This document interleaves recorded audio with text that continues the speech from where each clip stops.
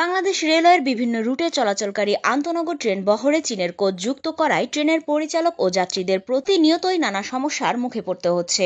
এছাড়াও পরিচালকের ব্যাগভ্যানের এক পাশে থাকা ছোট বৈদ্যুতিক পাখা, ওয়াশরুমের স্পেস, দরজা, বেসিন এবং ছোট জানালায় গ্লাস খোলার ব্যবস্থা না থাকায় সমস্যায় পড়তে হচ্ছে তাদের। তাই আগামীতে যে কোচগুলো আমদানি করা হবে সেগুলোতে যাত্রী ও ট্রেনের স্টাফদের সকল সুযোগ সুবিধা সংরক্ষণের ব্যবস্থা করা হবে বলে জানান সংশ্লিষ্টরা। আমাদের বিশেষ প্রতিনিধি টিএ পান্না জানান, চীন থেকে আমদানি করা যাত্রীবাহী ট্রেনের কোচ বাংলাদেশ রেলওয়ের বিভিন্ন রুটে আন্তঃনগর ট্রেন বহরে যুক্ত করায় দায়িত্বরত ট্রেনের পরিচালক ও যাত্রীদের প্রতিনিয়তই সমস্যায় পড়তে হচ্ছে। শুধুমাত্র দায়িত্বপ্রাপ্ত ট্রেন পরিচালক ব্রেক ভ্যান অংশে বসার চেয়ারে নিয়ম মাফিক ফিক্সড না থাকা, ছোট ব্রেক ভ্যান এর পাশে ছোট বৈদ্যুতিক পাখা লাগানো, জানালার গ্লাস খোলার ব্যবস্থা না থাকা সহ নানা কারণে বেশ কয়েকজন ট্রেন পরিচালকের অসুস্থ হওয়া সহ বিভিন্ন প্রকার সমস্যার সম্মুখীন হতে হচ্ছে। এছাড়াও বেসিনে ট্যাপ ছাড়লে পানি ছিটে কাপড় নষ্ট হয়ে যায়। ওয়াশরুমের দরজা ও ভেতরে স্পেস কম হওয়ায় অনেকেই ঠিকমতো ভেতরে যেতে পারেন না। ট্রেনের সব সমস্যা সমাধানের জন্য সম্প্রতি ঈশ্বরদী, রাজশাহী, খুলনা ও পার্বত্যপুর হেডকোয়ার্টারের পরিচালকদের পক্ষ থেকে ডিটিও পাকশী পশ্চিমাঞ্চল রেলওয়ে চিফ অপারেটিং সুপারিনটেন্ডেন্টের কাছে আবেদন করেও সমস্যার সমাধান না হয় পরিচালকরা হতাশায় ভুগছেন। ট্রেনটা একটু আমার টয়লেটটা একটু আমাদের পরিষ্কার পরিচ্ছন্ন হবে, সেখানে যেন বাচ্চারা আমরা যেহেতু শান্তি পাই, একটু বড় স্পেসটা হলে ভালো হয়, বা আমাদের একটু টাইমটা দিলে ভালো হয়, যাতে আমরা একটু সব কিছু নিয়ে ইচ্ছা মতো আমরা বসতে পারি। আমার লেট হয়ে যায়, সিটটা যদি ভালো হয়, পরিষ্কার পরিচ্ছন্ন যেন হয়, সুন্দর হয়, সেটা আমরা পরিবর্তন হওয়া দরকার, একটু ভালো আমরা আশা করি।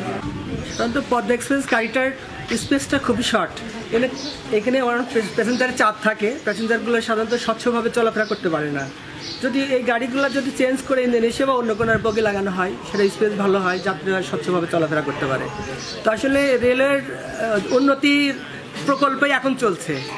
রেলের একসময় শুনতাম যে অবস্থান খারাপ ছিল, বর্তমানে তো রেলের অবস্থান ভালো। এ থেকে আমি আশা করি ইন্দোনেশিয়া বা অন্য কোনো দেশের বগিগুলো বা গাড়িগুলো বা কোচগুলো আমদানি করলে স্পেস ভালো হয়, মানুষ স্বচ্ছভাবে চলাফেরা করতে পারে, সে ধরনের গাড়ি আমদানি করলে আমরা আনন্দিত হব অবশ্যই। ইন্দোনেশিয়ার কোচে যে চলাচল করছিলাম, সেই কোচগুলো খুবই সুন্দর, বড়, আরামদায়ক। কিন্তু এখন যে চায়না কোচগুলো, এগুলোর মধ্যে সীমিত জায়গা, এখানে চলাফেরা করা অসুবিধা, টয়লেটে ঢুকলে অনেক সময় লক হয়ে যায়, এরকম অনেক রকম সমস্যা চায়না কোচ। এই জন্যে আমরা জনসাধারণ যারা চলাফেরা করি তাদের জন্য খুব হয়রানির শিকার হতে হয় অনেক সময়। ডিজিটাল বাংলাদেশ গড়ার লক্ষ্যে আমাদের ট্রেনের কোচগুলোর বর্তমানে যে অবস্থানটা, চায়না কোচগুলো বাতিল করে দিয়ে অন্যান্য দেশ থেকে জাপান কিংবা ইন্দোনেশিয়া বিভিন্ন জায়গা থেকে বগিগুলো নিয়ে আসলে, কারণ এখানে বগিগুলো এই জন্য চেঞ্জিংয়ের দরকার আছে, কারণ সম্পূর্ণ চাপা সিট এবং সম্পূর্ণরূপে পূর্ণাঙ্গরূপে কোনো রকম যাত্রীরা ফ্যাসিলিটি পাচ্ছেন না। সুতরাং এই দৃষ্টিকোণ থেকে যাত্রীরা চায় একটু ভালোভাবে যাত্রা তাদের হোক। প্রয়োজন ক্ষেত্রে যদি ভাড়াও যদি বৃদ্ধি করে, তার জন্য তো সেটা বড় বিষয় না, মানুষ যাবেই। সেই ক্ষেত্রেই জননেত্রী শেখ হাসিনা ডিজিটাল বাংলাদেশ গড়ার লক্ষ্যে সরকার পক্ষে যারা রেলওয়ে ঊর্ধ্বতন কর্মকর্তা যারা আছেন এবং মন্ত্রী মহোদয় যারা আছেন, তারা এই কোচগুলো বাতিল করে কোচগুলো সংগ্রহ করে যাত্রীদের সেবায় যাতে নিয়োজিত হয়। ধন্যবাদ। আমাদের ট্রেন পরিচালনার কাজে যে আমরা অসুবিধায় কবলিত হই, তার প্রথম বিষয়টা হচ্ছে এই যে আমরা দায়িত্বরত অবস্থায় যে বসে থাকি, আমাদের বসার আসনটি, এই আসনটি স্থায়ী নয়। 90 কিলোমিটার গতিতে যদি আমরা ট্রেন চলাচল করে, সেই ক্ষেত্রে আমরা যে কোনো মুহূর্তে ব্রেক থেকে পড়ে যাওয়ার আশঙ্কা রাখি। তো এটা স্থায়ীকরণের একটা বিষয়। তারপরে এই যে আমাদের ফ্যান, এই ফ্যানটা যে পরিমাণে ঘোরার দরকার সেটা নেই। বাতাস আমাদের শরীরে আসার আগে ওই ফ্যানকে আরও বাতাস দিয়ে ঘোরাতে হয়। স্পেস দেখেন কি অবস্থা, দেখতে পাচ্ছেন ফ্যানটা, আর আমাদের বসার আসনটা এই অবস্থা। তো আর আরেকটি কথা, সেটা হচ্ছে আমরা যে মাঝে মাঝে হাত মুখ চোখ একটু নতকরণ করবো, সেই অবস্থা এই বেসিনটা দেখবেন, এই বেসিনটা কি অবস্থা, একটি ছোট্ট একটা বাটির মতো। এই বাটিতে কি পানি পড়ে না কি পড়ে, এইটা তো অনুধাবন করার দরকার। তো যাই হোক, সর্বোপরি আরেকটা বিষয় বলবো যে আমরা যাত্রাকালীন সময়ে আমাদের আরেকটি স্পেয়ার গার্ড ব্রেক সামনের দিকে আছে, ওইটার গেট লক করার জন্যে আমাদের যে গ্যারেজ কি, এই গ্যারেজ কি আমাদের শুধু নয়, গাড়িতে যত রকমের স্টাফ আছে সবার কাছেই গ্যারেজ কি রয়েছে। তো সেই ক্ষেত্রে যদি কোনো কিছু সমস্যার সম্মুখীন হয় তাহলে সম্পূর্ণটাই আমাদের উপরে বর্তায়। তো এখন উদ্বোধন কর্তৃপক্ষ আমলে নেওয়ার জন্য এটা সুদৃষ্টি বিবেচনা করার জন্য বলবো, আমাদের লাগেজ ভ্যান সাপ্লাই নেই। এর যে গার্ড ব্রেক, ওই গার্ড ব্রেকে বিভিন্ন স্টাফের এখানে প্রেশার থাকে যে আমার আত্মীয় যাবে, আমার অমুক লোক যাবে, তো আমরা এটা কখনোই আমরা হ্যান্ড ওভার করি না।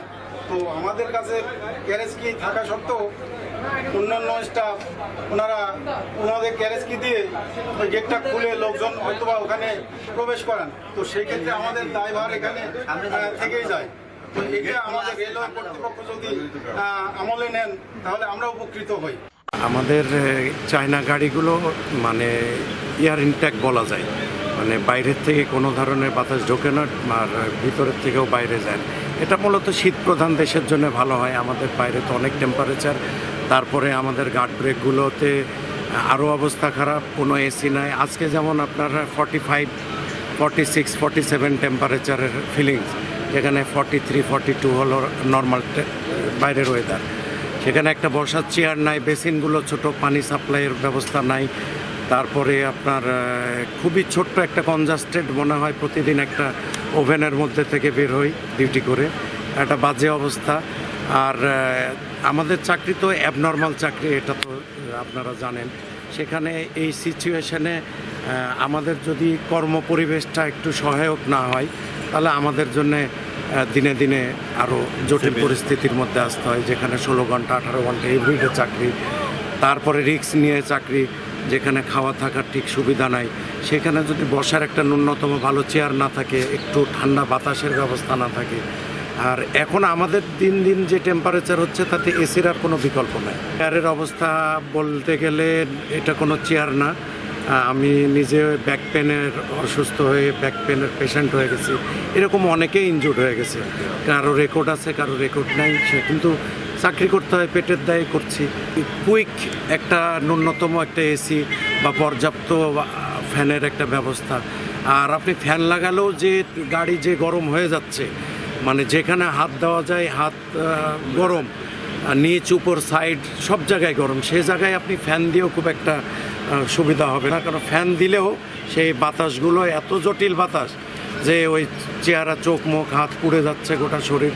কালকে আমি শার্ট ফুলে টুলে চাকরি করছি, গতকালকে আমি ধূমকেতুতে চাকরি করছি, যে আজকে আবার যাচ্ছি। আজকে তো 45 টেম্পারেচার হবে ওয়েদারে, দেখলাম। আল্লাহ মাহবুদ জানে সুস্থভাবে ফিরে আসতে পারবো কিনা। আমি যেখানে নিরাপদ না, আমি সুস্থ না, সেখানে আমি এত বড় একটা দায়িত্বে যাত্রী এবং ট্রেন। চায়না ব্রেকে বেসিক্যালি হচ্ছিল আমাদের ফ্যানটা, এই কোচগুলোতে ফ্যানগুলো হচ্ছে ছোট, এবং আমাদের যে সিট আছে সিটটা হইতেছে আপনার ফিক্সড না।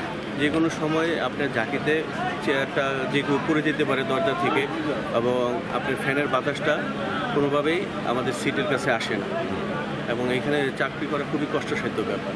এবং ব্যাকরুম অ্যাপ্লাই করতে গেলে দেখুন, ব্যাকরুমের আপনার যে রোডের 125-এ যে বলা আছে যে আমাদেরকে পাস করে মারতে হবে, বাট এই সিস্টেমটাতে আপনার পুরা মারতে হচ্ছে, মানে পুরা একবার ব্যাকরুম অ্যাপ্লাই করার পরে এটা শূন্য হয়ে যাচ্ছে। ওটা হচ্ছে সিকিউর না, ওটার এলকি সবার কাছে আছে, যে কেউ ওইটা খুলে গার্ড ব্রেকে প্রবেশ করতে পারে। এটা হচ্ছে এখন মনে করেন যে ওইখানে যদি একটা ফিক্সড তালা সিস্টেম করে দেয়, যে তালা মেরে দিলাম আমরা, সেই ক্ষেত্রে দেখা যাচ্ছে কোচে আছে এই বাইরে দিয়ে লক তালা মারার ব্যবস্থা আছে। আগামীতে যে সমস্ত কোচ আমদানি করা হবে সেগুলোর নকশা সকল বিভাগীয় কর্মকর্তার সমন্বয়ে করা হবে বলে জানান সংশ্লিষ্টরা। এখানে এমন মানে ডিজাইন হয়েছে যেটা একদম ফেলে দেওয়ার মতো, কিন্তু টুকটাক আমাদের করলে সুবিধা। তো যেমন মনে করেন যে একটু ফ্যানের কথা বললাম, আসলে এই ফ্যানটা দিয়ে তেমন বাতাস আসে না, ওটা এসির আওতায় আনা যেত, কারণ অনেক আমাদের এটা এসির আওতায়। আর দ্বিতীয়ত ওখানে ফ্যানটা আসলে উপরে লাগালে ভালো হতো, তাই আমরা একটু মডিফিকেশন করে আমরা চিন্তা করছি ওখানে আমরা একটা র্যাক তুলে ফেলতে হবে, এবং তারপরে একটা ফ্যান লাগানোর জায়গা থাকবে, সেখানে আমরা লাগিয়ে দেবো।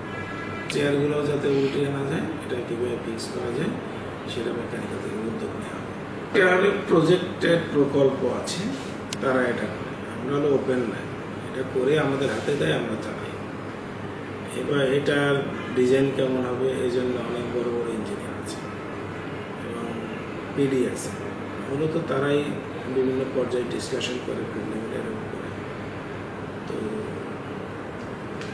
এবং প্রত্যেক সামনে যে হচ্ছে সেটাও কিন্তু একজন পিডি আছে না, যারা আমদানি করবে তাদের কাছে আমার কোনো পরামর্শ নেই। আমরা যারা ডিজাইন করি তাদের পরামর্শ হচ্ছে যে বাস্তবসম্মত এবং যাতে এই যে আমাদের যে টুকটাক সমস্যা হচ্ছে ভবিষ্যতে যখন ডিজাইন করবে এগুলো যেন ইনকর্পোরেট করে ডিজাইনটা করা হয়, তাহলে আর কোনো সমস্যা নেই।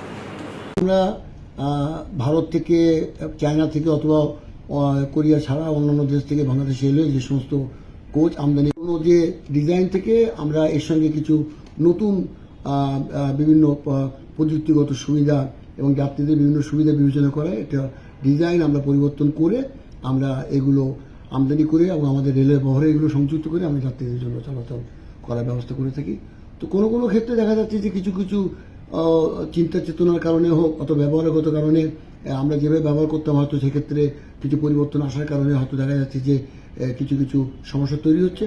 তো ইতিমধ্যে আমাদের মাননীয় মন্ত্রী মহোদয় নির্দেশনা দিয়েছেন যে আগামীতে যে সমস্ত কোচ আমরা আমদানি করব সেটি সকল বিভাগের কর্মকর্তা সমন্বয়ে এই ডিজাইনটি পরিচালনা করে একটি সমন্বিত নকশা প্রণয়ন করা হবে, যেটি যাত্রীদের জন্য এবং যারা আমাদের রেলের যারা এটা ব্যবহারকারী থাকবেন সকলের জন্য এটা সুবিধা উপযোগী, সুবিধা সমন্বিত একটি কোচের নকশা তৈরি করা হয়, সেটি উনি নির্দেশনা দিয়েছেন এবং আমরা সেভাবে কাজ করতেছি। আগামীতে যে কোচগুলো আমদানি করা হবে তাতে সকল সুযোগ সুবিধা সংরক্ষণের ব্যবস্থা গ্রহণ করা হবে।